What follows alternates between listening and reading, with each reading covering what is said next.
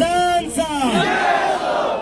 मित्रांनो, आज मला आपल्या देशात आपल्या घरी येऊन 1 महिना पूर्ण झालेला आहे।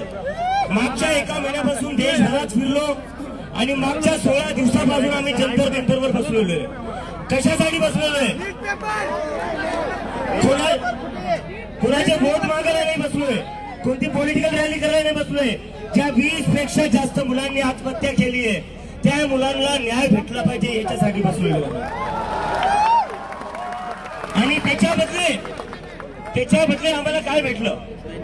महाराष्ट्राचे मुख्यमंत्री म्हणले हे लोक अराजक आहे, यांना संविधान माहिती नाही।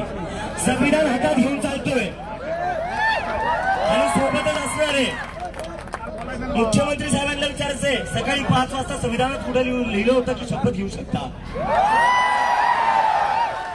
आणि भाजपचे जे प्रेसिडेंट आहे नितीन नबी, ते थोड्या दिवसाआधी बोलले की जे लोक जंतर मंतरवर आहेत ते कॉकरोच आहेत, ते व्हायरस आहेत आणि व्हायरसचा खात्मा आमचे कार्यकर्ता करतील।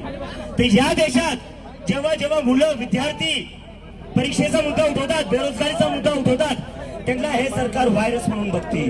तर या सरकारला मला फक्त एकच सांगायचं, आम्ही व्हायरस नाही, आम्ही वॅक्सिन आहे।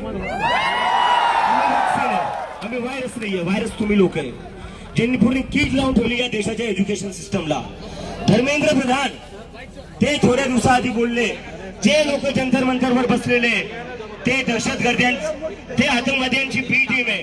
धर्मेंद्र प्रधानला मला म्हणायचंय आमच्यामुळं पेपर फुटी नाही झाली आहे, आमच्यामुळं कोणी जीव नाही दिलेला आहे, तुमच्यामुळं 20 पेक्षा जास्त मुलांनी जीव दिलेला आहे। तर जर आतंकवादी कोणी आहे तर धर्मेंद्र प्रधान आहे।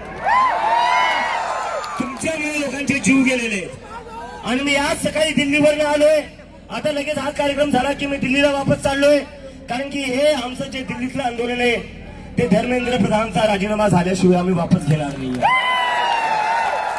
आणि हे फक्त नीटसाठीच नाहीये, गैरसमज करून घेऊ नका। फक्त नीटसाठी नाही, नीटच्या मुलांची आत्महत्या झालेल्या आहे त्यामुळे आम्ही त्यांचा आवाज उठवतोय। पण देशाची सगळी शिक्षण व्यवस्था एकंदरीत कोलांडली आहे, आपली पूर्ण कोलॅप्स झालेली आहे, ती सुधारवण्याची सुरुवात आहे।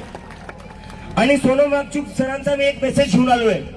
सरांना काल मी सांगितलं होतं, काल मी माझ्या घरी चाललोय, छत्रपती संभाजीनगरला चाललोय, तर सर म्हणलेले चाललाय तर अजून लोकांना घेऊन या। तो कोण कोण येणार आहे इथून? कोण जंतर मंतरला येणार आहे, दिल्लीला येणार आहे?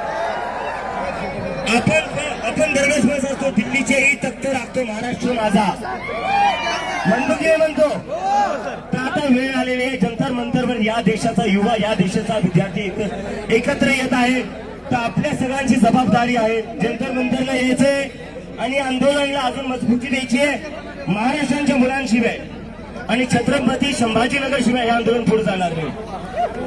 तर माझी फक्त एकच विनंती आहे, सगळ्या लोकांनी इथून जितका वेळ का होत नाही तितक्या वेळेसाठी तुम्ही जंतर मंतरला यावं, तिथे थांबावं। देश बदलायचा आहे, आपल्याला सिस्टम बदलायचा आहे आणि देश आणि सिस्टम फक्त या देशातला युवा बदलू शकतो। आणि आता थोडा वेळ आधी मला 1-2 दिवसापासून थोडा वेळ घेतो सर, 1 मिनिट फक्त। मागच्या काही दिवसांपासून मला एक प्रश्न सारखा विचारला जातोय की तुम्ही 16 दिवसापासून जंतर मंतरवर बसलेले एवढ्या उन्हात, सोनम वांगचुक 9 दिवसापासून उपाशी आहे, सरकार तरी ऐकायला तयार नाहीये, प्रधानमंत्री तरी ऐकायला तयार नाही, तर तुम्ही काय, यावर तुमचं काय म्हणणं आहे? तर माझ्या मनात प्रश्न येतो, जर देशाचे प्रधानमंत्री आपलं नाही ऐकणार तर कोणाचं ऐकणार? डोनाल्ड ट्रम्पचं ऐकणार का? डोनाल्ड ट्रम्प म्हणतो रशियाचं तेल घेऊ नका, प्रधानमंत्री तयार होऊन जातात। डोनाल्ड ट्रम्प म्हणतो टॅरिफ शून्य करून टाका, प्रधानमंत्री तयार होऊन जातात। अरे आम्ही काय मागतोय? आम्ही फक्त धर्मेंद्र प्रधानचा राजीनामा मागतोय। जर तुम्ही रशिया युक्रेनचं युद्ध थांबवू शकतात तर पेपर फुटी काय थांबवू शकत तुम्ही? जर तुम्ही रशिया युक्रेनचं युद्ध थांबवू शकतात तर धर्मेंद्र प्रधानसारख्या छोट्या मंत्र्याचा राजीनामा का नाही घेऊ शकत तुम्ही? तर हे बोलून मी माझं बोलणं संपवतो आणि परत एकदा सांगा, कोण कोण जंतर मंतरला येणार आहे? नक्की आले पाहिजे मित्रांनो।